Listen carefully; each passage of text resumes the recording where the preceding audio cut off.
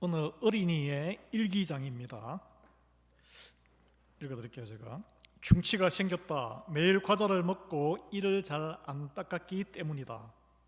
엄마가 나를 데리고 치과에 갔다. 치료실에서 나보다 먼저 온 아이의 울음소리가 들려왔다. 너무 무서웠다. 곧 내 차례가 되어 치료실에 들어갔다. 의자에 앉아서 입을 벌리자 의사 선생님이 입 안을 들여다봤다. 그리고 나서 갑자기 따끔한 주사를 들고 와서 찔렀다. 너무 아프고 무서워 눈물이 찔끔 났다. 그러더니 갑자기 윙 하는 소리와 함께 드리길이 내 입으로 다가왔다. 나는 너무 무서워서 으악 소리를 질렀다. 하지만 치료는 멈추지 않고 계속되었다. 그래서 나는 엉엉 울면서 치료를 받았다. 무서웠던 치료가 끝나고 우리는 집으로 왔다. 그런데 아빠가 드릴로 벽에 못을 박고 있었다. 나는 치과에서 있었던 일이 떠올라 나도 모르게 엄마 뒤에 숨었다. 엄마가 말했다. 자라보고 놀란 것은 소뚜껑 보고 놀라는구나. 사내 대장부 이렇게 겁이 많으면 안 되는데. 여러분, 이게 한번 팍 뭔가 충격적인 사건이나 아픈 고통을 겪고 나면 비슷한 것만 봐도 사람이 움찔해요. 여러분, 세상에서는 고난 때문에 사람이 망가진다고 합니다. 어린 시절의 상처와 아픔, 사람의 내면의 정서에 새겨져서 이걸 요즘 용어로 트라우마가 되어서 그 트라우마 비슷한 걸 보면은 사람이 그냥 확 왱왱왱 이렇게 막 과민 반응을 보이는 거예요. 저도 어릴 때 놀다가 떨어져 가지고 팔을 다쳐서 이거 의사가 잘못 끼웠는데 그 사람이 위축되어서 뛰어놀고 막 같이 어릴 때 막 진취적으로 자라야 되는데 그냥 위축돼 가지고 팔을 잘 못 쓰고 하니까 그게 굉장히 트라우마가 되더라고요. 그러나 여러분, 성도는 고난 중에도 역사하시는 하나님의 은혜를 믿는 사람들이에요.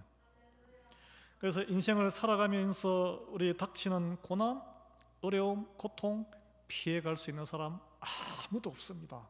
아무도 없어요. 고난을 만나면은 넘어질 수밖에 없고 넘어지면은 무릎이 까이고 어떤 일은 상징적으로 뼈가 부러지기도 하고 살갗이 찢어지기도 해요. 그러면 그 상처들이 몸에 남아있어요. 흉터 남아있는 분 계시죠? 실제적으로 마음의 상처도 남아있고 기억 속에 탁 숨어 있어요.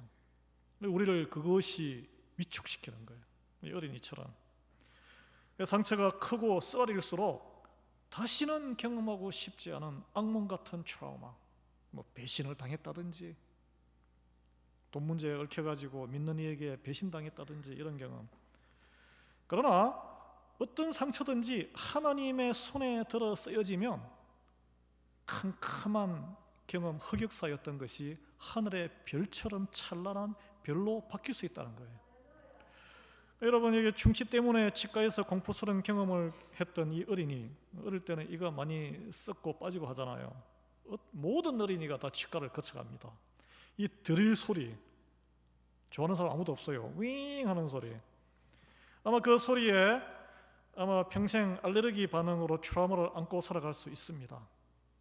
그러나 이 경험을 잘 해석해서 잘 사용하면 자기 또래의 그 친구들에게 같은 경험과 상처를 통해서 충치야 과자 많이 먹지 마, 또는 치과 방문할 때 마음의 준비를 단단히 해라, 이렇게 나눌 수 있는 경험이 되는 거죠.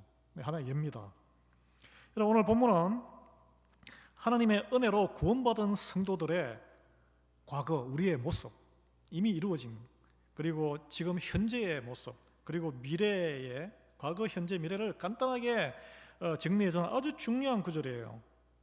본문 1절은 교회 신앙용어로 이신칭의, 믿음으로 의롭게 되었다는 것을 간단하게 1절에서 설명 이렇게 하고 있습니다. 제가 같이 한번 1절 한번 보겠습니다.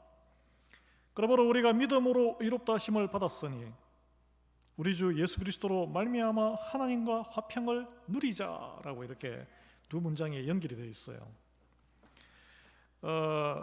믿음으로 말미암아 하나님과의 관계에서 평화를 누리게 된 성도의 기득권을 선포하고 있습니다. 죄인인 인간이 오직 믿음을 통해서, 이미 신앙 고백을 통해서 이루어진 그 믿음으로 의롭다 칭함을 받은 자가 되었다라고 이미 선포하고 있어요. 나사렛 예수를 그리스도 구세주라고 마음으로 믿고 입으로 고백하면, 세례할 때 우리가 신앙 고백을 하잖아요. 그로써 하나님의 자녀가 이미 되었습니다. 안 되신 분들은 마음으로 내가 믿는가, 입으로 고백할 수 있는가, 이 모든 공개적인 장소에서 기도하시기 바랍니다. 세례 받으세요. 그래서 무슨 효과가 있느냐? 죄로 인해 막혀있던 하나님과 나의 장벽이 무너지는 거예요. 하나님과의 관계가 회복되고 하나님의 자녀가 되었다는 것입니다. 이것을 성경용어로 의롭다 하심을 받았다.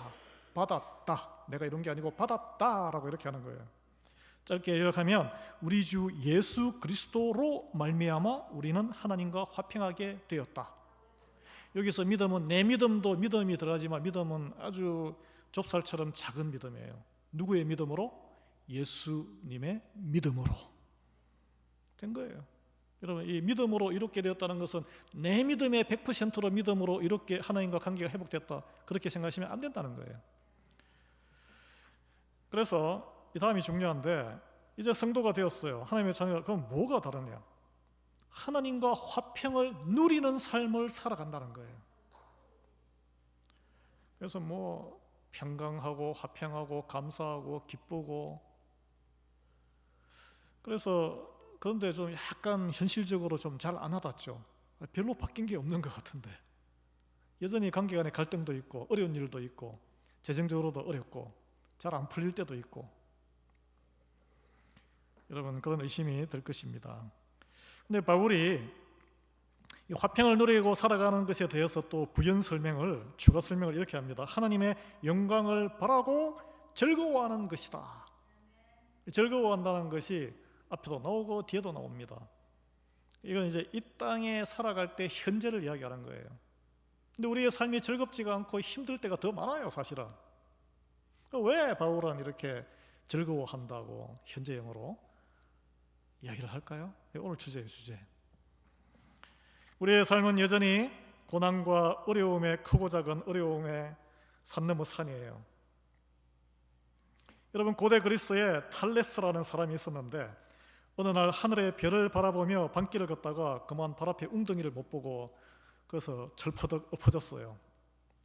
밤에 그 옆에 등불 뒤에서 이제 따라가던, 별을 지켜보니까 등불이 가까이 있으면 안 보이니까 따라가던 그 불가리아 지방의 인근, 그리스 인근의 트라키아 출신의 나이든 하녀가 혀를 끌끌 차면서, 아니 자기 발밑에 무슨 일이 벌어지는지도 보지 못하면서 하늘의 일을 알려고 하다니 비웃었어요. 여러분, 탈레스라는 사람이 하녀의 이런 비웃음, 인생을 오래 산 하녀의 비웃음이 창피해서, 아이 그래 하늘에 별 봐서 뭐해, 내 발밑에나 잘 살피고 살자, 포기했을까요? 포기하지 않았습니다. 탈레스는 여러분도 다 아시는 아리스토텔레스가 철학의 아버지다. 이분이 서양 철학의 시조예요. 탈레스가 피라미드의 높이를 올라가지 않고 이렇게 수학적으로 계산해서 잰 사람이에요. 하늘의 별을 관찰해서 그 고대 시대에 몇 년 후에 있을 계기 일시까지 다 예측했던 사람이에요. 탈레스의 실족 사건을 세상적인 관점으로 해석한 트라키아의 하녀, 누구인지, 이름이 뭔지 안 남아있습니다. 그러나 탈레스는 남아있어요. 누가 더 현명하고 어리석은 삶을 사는 것입니까? 여러분, 세상에 속해서 살아가는 이들, 하나님을 믿고 구원과 부활과 영원한 세계를 믿고 사는 것에 대해서 똑같은 비웃음으로 반응한다는 거예요. 아니, 땅의 것이 더 중요한데, 지금 당장 이 살아가는 게 더 중요한데 왜 시간 낭비를 하니? 누가 더 현명합니까? 누가 기억될까요? 우리 시대의 최고 물리학자인 스티븐 호킹 박사 들어보셨을 거예요. 이렇게 루게릭병에 걸려서 말년에 좀 힘들게 사셨는데 1942년도에 태어나셔서 2018년도에 돌아가셨습니다. 죽기 전 2년 전에 마지막 공개 강연에서 이런 말을 했다고 해요. 고개를 숙여 발을 보지 말고 고개를 들어 별을 보세요. 보이는 것을 이해하려 노력하고 무엇이 우주를 존재하게 하는가 상상해 보세요. 호기심을 품으세요. 빅뱅 이론, 블랙홀에 관해서 가장 멀리까지 탐구한 이론 물리학의 거인이 마지막 강연에서 권한 것은 고개를 들어 별을 보라는 거예요. 여러분, 성경에서 하는 이야기는 뭐예요? 고개를 들어 하나님을 보라는 거 아니겠어요? 하나님? 예. 성도는 이 땅에 발을 붙이고 살지만 하늘의 별을 바라보며 하나님을 바라보며 살아가는 사람이에요. 세상에 지식 많습니다. 수필도 많고. 그러나 성경을 바라보며 읽으며 살아가는 사람이란 거예요. 예. 요한복음의 8장 23절에 보면 예수님 이런 말씀하셨습니다. 너희는 이 세상에 속하였고 나는 이 세상에 속하지 아니하였느니라. 이 세상에 살고 있는데 사람으로 그런 말씀하셨어요. 여러분, 그렇습니다. 예수 그리스도를 믿어 예수님의 친구가 되고 의형제가 되고 하나님의 자녀가 된 우리는 몸은 이 세상에 살지만 더 이상 이 세상에 속하지 않은 사람이 된 거예요. 그걸 믿으셔야 돼요. 이게 무슨 말이냐면 세상의 논리에 휩쓸려 살면 안 된다는 거예요. 우리는 이미 죄인에서 의인으로 새롭게 태어났고 하나님과 화해했고 성령을 그 증거로 받아서 이미 하나님의 구원과 영생의 은혜 안에 들어와 있는 사람들입니다. 그리고 장차 예비된 하나님의 진노의 심판에서 구원받을 것이고 하나님의 영광에 초대받았고 함께 참여하고 있는 사람들이란 거예요. 그래서 이미 이루어진 것, 그리고 앞으로 장차 성취될 것이 약속으로 이미 주어져 있고 확실해요. 그러나 여전히 우리는 두 발은 이 땅에서 현재라는 현실 속에 살아가고 있습니다. 이게 이제 모순적이고 딜레마예요. 현재라는 시간은 우리의 어디에 있습니까? 육신을 입고 있어요. 육신은 이게 유기물, 흙과 물로 되어 있어요. 성경에서는 이걸 다 흙이라고 표현해요. 흙, dust. 흙으로 이루어진 이 땅에서 짧은 인생의 여행을 하고 있는 거예요. 여러분, 흙으로 이루어진 것에는 땅이잖아요. 땅. 흙에 논리가 있습니다. 흙으로 이루어진 모든 것, 첫 인간 아담의 불순종의 원죄로 말미암아 하나님의 심판을 받아서 저주받았어요. 흙은 저주받았어요. 인간의 죄로 인해서 저주받은 땅, 이 흙. 그래서 이 땅을 짓고 흙으로 이루어진 모든 생명체, 무기물, 유기물 할 것 없이 다 저주받았어요. 저주받아서 그 결과로 무엇이 흙에서 나오는, 땅에서 나오는 모든 것은 피조물에게 수고와 고통을 쏟아내고 있습니다. 그래서 모든 피조물이 고통 가운데 탄식한다 그랬어요. 하나님의 자녀가 오기를 기다리며 탄식한다 그랬어요. 괴로운 거야 그냥. 근데 어떻게 할지 방법을 모르는 거예요. 그래서 대표적으로 창세기에 나오잖아요. 여인에게는 출산의 고통을 주었고 내추럴하게, 그리고 남편에게 마음이 쏠리는 고통. 그래서 여러분, 배우자들이 계속 간섭하고 남편을 컨트롤하려고 그러고 계속 그렇게 하는 거예요. 자기 마음으로 절제가 안 되는 거예요. 이게 그 죄의 결과예요. 죄의 결과. 그리고 남자에게는 끊임없이 수고를 해야 먹고 사는 고통이 주어졌습니다.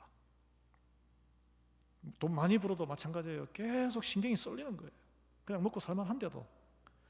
그리고 모든 동물과 식물을 보세요. 이거 완전 약육강식의 정글 법칙이에요. 힘센 게 약한 걸 그냥 잡아먹고 그렇게 해야 사는 거니까. 창세기에 다 나오는 이야기입니다. 그리고 우리 인간은 어때요? 서로 믿지 못해요. 서로 이기려고 해요. 이거는 사실 살인 충동이에요. 살인 충동.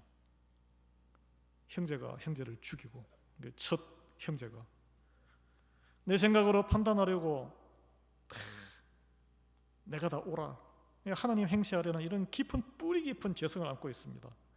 원래 하나님이 만들 때는 서로 사랑하고 축복하고 섬기고 부족함이 없고 그 에덴의 원래 그 모습처럼 행복을 누리고 살아야 하는 인간관계와 또 피조물의 관계가 무관심해요. 그냥 나와 관계 없으면 무관심해. 죽든지 말든지. 아니면 나아가서 내 욕심을 더 채우려고 착취하고 학대하고 고통스러운 관계를 계속 확대 재생산하는 거예요. 그게 대규모로 벌어지는 게 전쟁이죠. 전쟁할 필요가 뭐가 있습니까? 해요. 그래서 성경에서는 이 땅에서 흙으로 된 육신의 몸을 입고 살아가면서 경험하는 모든 수고와 고난의 시간들, 이걸 한마디로 환난이라고 표현해요. 환난. 그런데 오늘 본문의 3절에 보면 이 바울이 성도들에게 우리에게 환난 중에도 즐거워하나니라고 이렇게 이상한 말을 해요. 고통 가운데 뭐 즐거울 게 있습니까? 괴롭죠. 하나님 그냥 빨리 데려가 주세요, 이렇게 기도하시는 분도 계실 거예요. 근데 즐거워하라 그랬어. 즐거워하라라고 명령어도 안 해요. 그냥 나는 즐거워한다, 우리는 즐거워해. 이 헬라어로 이 환난, 제가 환난부터 계속, 환난은 트립시스라는 단어를 썼는데 영어로 제가 찾아보니까 우리는 환난하면 모든 고통과 고난을 다 포함하는 단어인데, 영어로 persecution, affliction, distress, tribulation 4개로 이렇게 번역이 되더라고요. 죄송합니다. 영어 써서. 제가 이렇게 검색을, 요즘은 사전은 인터넷으로 다 찾으니까 가장 잘 나간다는 챗 GPT 4.0를 딱 넣어서 한번 찾아봤습니다. 근데 이게 다 뉘앙스가 달라요. 영어는 굉장히 클리어하게 아주 다른 걸, 미묘한 것을, 차이를 다 잡아줘요. persecution은 뭐냐면, persecution은 박해예요. 박해. 우리가 사람들이 갈라치기해서 종교의 차이, 뭐 교리의 차이, 정치적인 약간의, 지금 얼마나 미국이, 한국이 막 서로 막 원수가 돼가지고 막 진영이 싸웁니까? 문화적인 차이, 인종적인 차이. 그래서 특정 집단과 개인을 체계적으로 핍박하고 공격하는 거예요. 이 기독교도 포함됩니다. 환난이에요. 환난. 인간이 겪는 환난. 두 번째, affliction.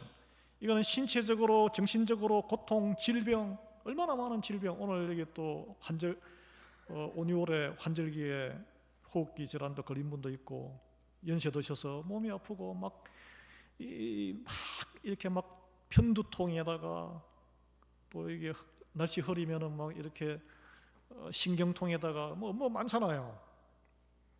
우리가 그걸 원하지 않아요. 원하는 사람 아무도 없어요. 그리고 내 뱃속에서 나온 애가 막 나를 막 괴롭히고, 그런 모든 어려움이 다 포함됩니다. 세 번째는 distress, 정신적인 불안, 스트레스, 심리적인 압박감. 주로 이제 돈 문제 때문에 스트레스를 머리가 무지하게 깔아앉죠. 특히 우리 가정의 여자분들, 가정 파탄으로 몰아넣는 돈 문제, 또 외도 문제, 또 술 막 마시는 습관, 중독. 마지막에 tribulation은 환난, 이게 대환난. 우리 인간의 통제를, 다른 거는 좀 이렇게 병원에 다니고 하면은 좀 약간 컨트롤 되는, 이거는 컨트롤 안 되는 대환난. 오늘 8.15 해방절인데, 그런 거는 우리 인간의 그 수준을 넘어서는 대전쟁이라든지, 문명이 막 바뀌는 유교에서 막 이렇게 기독교로 바뀌고, 또는 우리 성경에 나오는 종말론적인 대환란. 손을 쓸 수가 없는 거예요, 이런 거는. 예. 지금 막 기후 변화 때문에 날씨가 너무 뜨거워지고, 우리 동네는 좀 괜찮아요. 저기 아리조나 이런 데 가면 120도가 넘어가지고 정말 힘들다 그러더라고요. 세상을 살아가면서 만나고 싶지 않은 모든 불행한 일들이 다 포함됩니다. 여러분, 이런 걸 보면은 더워서 피서를 가거나 추우면 또 따뜻한 플로리다로 가시는 분이 있는데, 우리는 멀리 도망가서 피하고 싶어요. 괴로운 시간 누가 좋아해요? 여러분 그렇잖아요.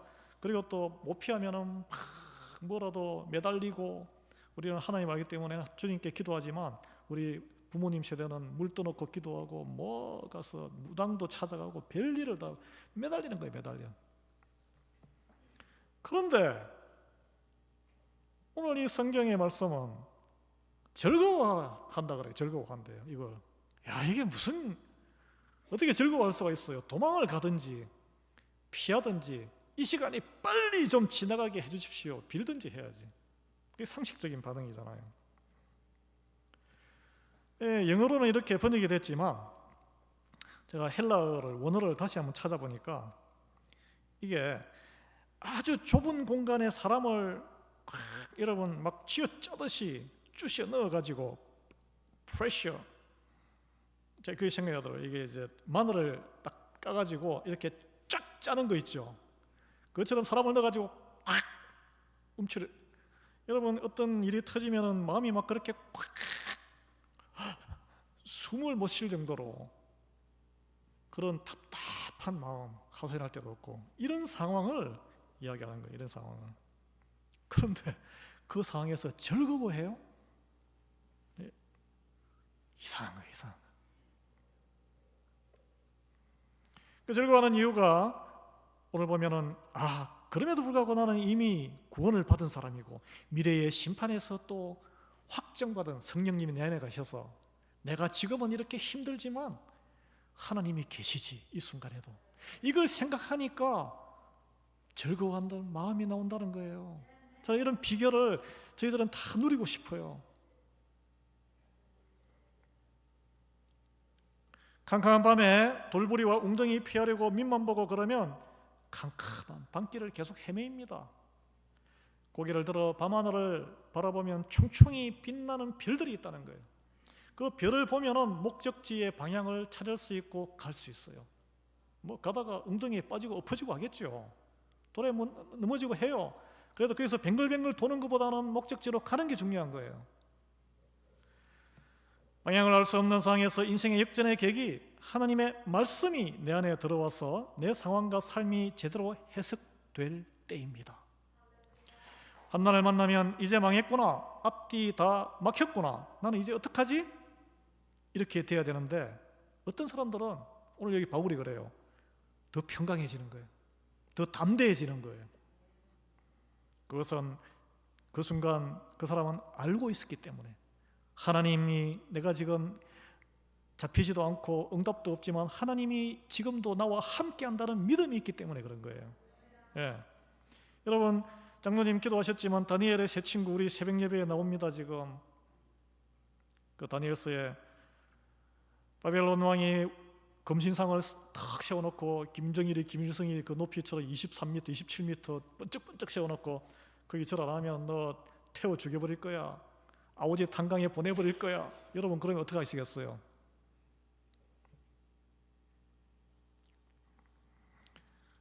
이 절체절명의 시점에 그들은 에이, 죽으면 죽죠, 뭐 그냥 저는 당신 간여할 바 아니고 저는 하나님 믿는 사람이니까 하나님의 손에 맡기겠습니다. 그래서 기적이 일어났어요. 사실은 이거 기적이 있을 수 없는 일이에요. 이게 옆에 가까이만 가도 확 타버렸는데 7배나 강한 불로 해가지고 넣었는데도 끄떡없이. 그래요. 이거는 기적이죠. 기적. 초자연적인 현상입니다. 그런데 중요한 것은 그 모든 광경을 바벨론의 왕이 옆에서 봤고 또 많은 관리들과 하나님 믿지 않는 사람들이 다 보았다는 거예요. 그리고 직접 그 하나님의 살아계심을 그 다니엘의 세 친구가 직접 체험했다는 거예요. 근데 그들이 벌벌 떨었으면 아무도 하나님을 경험하지 못하는 거예요. 본인들도 경험하지. 그렇다면 그 다니엘의 세 친구가 뭐 지금까지 살아 있습니까? 그들도 연수를 다 채우고 다 죽었어요. 우리 다 그런 인생을 다 살아가고 지나갑니다. 오늘 본문에 그래서 성도가 환난 중에 괴로워하고 슬퍼하는 것이 아니라 즐거워하는 이유를 적었는데, 오늘 보면은 이런 말이 나옵니다. 환난이 인내를 이루었다. 이렇게 인내. 이게 나오는 인내의 원어의 뜻은 무거운 것이 위에서 팍 나를 눌러가지고 납작하게 그냥 찌그러지는데 밑에서 딱 버티며 견디는 거예요. 견디는 거. 기둥이 이렇게 딱 버티고 견디듯이. 근데 기둥이 이렇게 딱 버티고 아무리 버텨도 밑에 기반이 불안하고 흔들리거나 금이 가거나 하면 아무 소용이 없어요. 그 믿음으로 기둥을 받쳐주는 기반은 예수 그리스도입니다. 예. 예수님은 이미 알고 계셨어요. 이 땅에서 우리가 제자된 길을 살아갈 때에 얼마나 힘들고 수고하고 고난이 있는지를 알고 계시고, 그래서 우리가 다 좋아하는 말씀 마태복음 11장 28절에 이런 말씀을 하셨어요. 수고하고 무거운 짐진 자들아 다 내게로 오라. 내가 너희를 쉬게 하리라. 나는 마음이 온유하고 겸손하니 나의 멍에를 메고 내게 배우라. 그리하면 너희 마음이 쉼을 얻으리라. 너희들이 이렇게 막 버티고 있는데 이거 내가 다 치워줄게 라고 하지 않으셨고, 마음이 힘을 얻는다 그랬어요. 여전히 힘든 거는 여전히 남아있다는 이야기, 이렇게 버텨도. 예? 그래서 예수 앞에서 믿음으로 나오는 자는 누구나 그 어떤 환난 가운데 있더라도 프레셔, 마음이 꽉, 심장 협심증, 고통에서 해방될 줄 믿으시기 바랍니다. 이렇게 예수 그리스도 위에서 믿음으로 버티고 있을 때에 버티는 이에게 선물이 주어지는데 믿음의 연단의 성장이라는 거예요. 성장. 선물이자 축복입니다. 이런 믿음의 반응, 인내에는 우직함과 바보스러움이 필요해요. 어떻게 하면은 좀 요령 있게 잘 버틸까? 기둥이 하나, 둘, 셋, 넷, 다섯, 6개 있죠? 그죠? 그러니까 이렇게 생각해 보세요. 이렇게 6명이서 이렇게 같이 딱 어깨에 짐을 지는데, 아이고 무거워. 약간 무릎만 약간 굽히면은 자기는 가볍게 싹싹 걸어가잖아요. 이렇게 나머지 5명이 대신 짐을 지는 거죠. 그래서 하나, 둘, 셋, 넷, 다섯, 6개 기둥인데 하나가 아이고 나 피곤해 좀 쉴래 하고 약간 좀 하면 어떻게 돼? 지붕 내려앉는 거예요. 이거. 몸이 약한 어느 소년이 이사를 갔는데 집 앞에 어른 몸보다 큰 바위가 가로막혀 있어서 몸도 불편한데 보기도 싫고, 그래서 맨날 옆으로 돌아가야 되니까 아마 한 번쯤은 이 이야기를 들어보셨을 거예요. 그래서 하나님께 기도했어요. 그랬더니 하나님이 네가 그 바위 밀어서 굴러서 치워라. 이게 너무 황당한 응답이 온 거예요. 그래도 순종했습니다. 꿈쩍도 안 하죠. 확 밀었는데 정말 그 계란으로 바위치기처럼 밀었어요. 매일 밀었어요. 막 밀다가 한 달, 두 달, 석 달, 1년 지나니까 약간 좀 끄떡거리긴 해요. 그래도 바위가 밀려 나갑니까? 그래도 세월이 지나도 그냥 매일 말씀대로 밀었어요. 그냥 뽑히지 않았습니다. 그래서 이웃들이, 친구들이 보고 뭐라 그랬을까요? 아이고 저 모조리 봐라, 모조리. 저 뭐 하는 거냐 저게. 네가 무슨 힘으로 그 바위를 치워. 그래도 소년은 꾸준히 바위를 밀었습니다. 하나님이 기도의 응답으로 말씀하셨기 때문에. 그래서 세월이 흘러 청년이 되었는데 하루도 쉬지 않고 밀었는데 보니까 청년이 헌헌장구 근력이 이제 생겨가지고 매일 그 바위를 미니까 바위를 거뜬하게 돌아서 아니나 뛰어넘어서 바위를 타고 넘어갈, 점프할 정도의 그런 튼튼한 장부가 되었다는 것이죠. 하나님이 바위를 치우시지는 않았지만 바위를 이겨넘도록 소년을 바꿔주신 거예요. 디모데전서 4장 8절에 보면 그러나 육체의 연단은 약간의 유익이 있으나 경건은 범사에 유익하니 금생과 내생의 약속이 있느니라. 우리의 경건의 기도와 말씀과 이웃사랑의 훈련도 이렇게 해야 된다는 거예요. 또 이어서 디모데전서 4장 10절에 보면 이를 위하여 우리가 수고하고 힘쓰는 것은 우리 소망을 살아계신 하나님께 두미니 곧 모든 사람 특히 믿는 자들의 구주시다 라고 하셨어요. 여러분 이 연단은 훈련, 이제 올림픽이 진행되는데 어느 그 메달리스트가 그랬잖아요. 자기가 순위가 25위인가 밖에 안 되는데 그 메달을 땄어요. 자기가 남들보다 더 열심히 정말 훈련을 했는데 자기는 훈련한 걸 믿는다 그랬어요. 연단은 얼마나 힘들었겠습니까?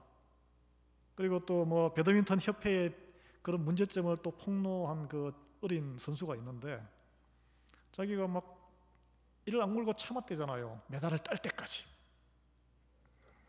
시험을 다 이겨 넘긴 거예요. 연단은 시험을 겪는 그 모든 과정을 말합니다. 우리는 트레이닝 받아가지고 내가 개선되고 더 좋아지는 걸 생각을 하지만 여기 진짜 의미는 시험을 겪는 상태를 이야기해요.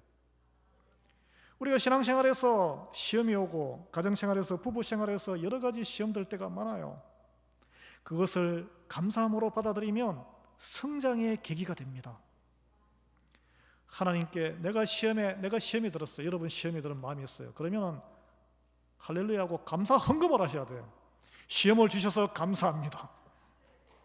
그렇게 적용하셔야 된다니까. 왜냐하면 하나님의 백성에게는 감당할 만큼의 시험만 허락하신다고 했거든요. 시험에 빠지면 교회 떠나지 마시고 감사기도와 감사헌금으로 하나님께 봉헌하시기 바랍니다. 이 모든 것을 옆에서 다른 사람들이 다 지켜보고 있다는 걸 또 알아야 돼요. 평탄하고 잘 나갈 때, 시험 없을 때 드러나게 신앙생활 잘 하는 거 누구나 다 할 수 있어요. 그러나 환난의 시기에, 어려울 때에, 세상적으로 부끄러운 일이 있을 때에, 숨고 싶을 때에, 자격지심이 들 때에 하나님께 감사헌금 한 적 있나요? 어떻게 반응하느냐 다 보고 있어요. 환난을 만나 믿음으로 버티며 반응할 때 연단이 되고 믿음이 성장하기 때문입니다.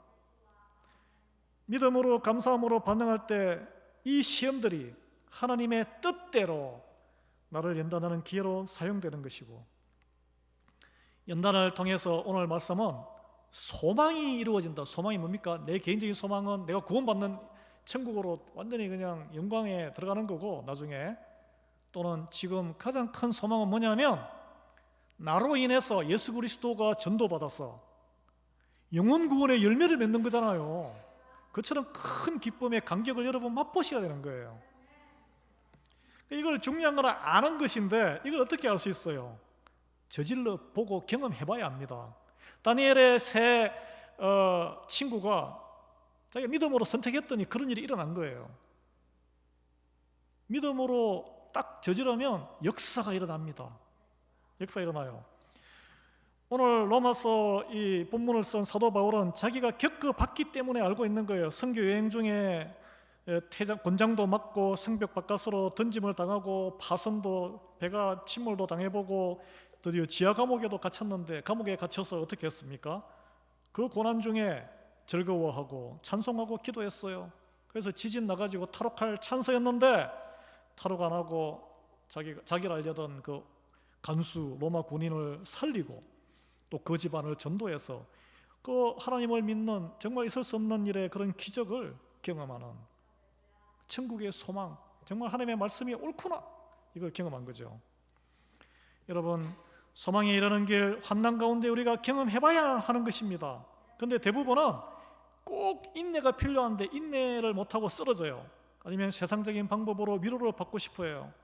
신앙의 성장을 이루게 될 연단의 시기인 시험에 드는 단계에도 들어가지 못하는 분들이 많아요. 그래서 신앙생활하면서 시험에 한 번도 안 들었다, 이거는 인내하지 못했다는 거예요. 인내하지 못했다. 그래서 시험이 찾아오면 연단의 기회로 해석하시기 바랍니다. 헌신하지 못하고 분을 내거나 교회에서 스스로를 고립시키거나 교회를 떠나거나 이런 생각을 하지도 마세요. 안타까운 일이에요. 그래서는 믿음의 성장도, 연단도, 성경에 약속된 소망을 이루기는 더더욱 힘들어집니다. 나를 통해서 영혼 구원의 열매의 단맛을 누리지를 못하는 거예요. 믿음도 계속 그 자리에서, 그 웅덩이, 하늘에는 별이 총총한데 그걸 보지 못하고 웅덩이에서 맴돌다가 계속 철푸덕 오물을 묻히면서 거기를 벗어나지를 못하는 거예요. 안타까운 성도는 되지 말아야 되겠죠. 그래서 바울은 오늘 본문 6절에서 우리가 아직 연약할 때의 기약대로, 하나님의 약속대로 그리스도께서 경건하지 않은 자를 위하여 죽으셨도다. 우리가 자격이 있어서 이 자리에 있는 것도 아니고 선 것도 아니요 성도가 된 게 아니란 거예요. 세상에 누가 다른 사람을 위해서 죽는 사람이 누가 있습니까? 죄인이었을 때 하나님이 독생자의 생명을 주심으로 우리의 사랑을 확정하셨다는 거예요. 하나님의 사랑이 있다는 것을 우리는 의심하지 말고 믿음으로 즐거워만 하라는 것입니다. 사랑하는 성도 여러분, 그러나 여전히 우리의 삶은 어렵고 힘들고 많은 고난, 또 많은 시험거리가 있습니다. 부인할 필요는 없어요. 우리가 또 믿음이 부족해서 겪는 일도 아니에요. 우리는, 세상은 물이 슉 내려가면은 그 물 따라 헤엄치는 인생을 사는 사람들이고 우리는 물을 거꾸로 헤엄치는 사람들이에요. 더 힘듭니다. 그걸 인정해야 돼요. 그래서 많은 어려움과 환난과 두려움이 있지만 슬퍼할 필요는 없다는 거예요. 우리는 이미 승리했습니다. 그래서 믿음으로 일어서시고 주님이 함께 하시는 것을 잊지 마시는 저와 여러분 되기를 예수 그리스도의 이름으로 축원합니다. 그래서 이번 한 주간의 인생의 시련, 어려움, 몸의 어려움, 관계의 어려움이 오더라도 이것이 하나님의 나를 위한 축복이구나. 그래서 하나님이 내 상처를 통해서 캄캄한 이 세상에 별이 되게 하셔서 이웃과 친지들이 우리의 상처를 바라보고 하나님께 소망을 두게 하시려고 나를 사용하시는구나 믿는 저와 여러분 되기를 예수 그리스도의 이름으로 축원합니다. 기도하고 찬송하겠습니다. 하나님 아버지 감사합니다. 저희가 믿음 안에서 모든 것이 만사 형통만을 바라고 기도했지만 왜 이렇게 몸도 아프고 잘 풀리지 않는 일도 많습니까? 그럴 때 하나님을 원망할 때도 있었지만 주여, 그것이 우리를 사랑하신 하나님께서 주시는 시험과 연단의 기회임을 다시 한번 깨닫게 해주시니 감사합니다. 시험이 오라 능히 감당할 능력을 주신다고 하셨으니 감사함으로 이 모든 기회를 믿음의 믿음을 키우는 하나님의 축복으로 받아들이게 은혜 베풀어 주시옵소서. 우리에게 위축되어 있는 마음 열어주시고 마음의 기쁨과 평강을 회복시켜 주시는 성령님 감사하며 예수 그리스도의 이름으로 기도합니다.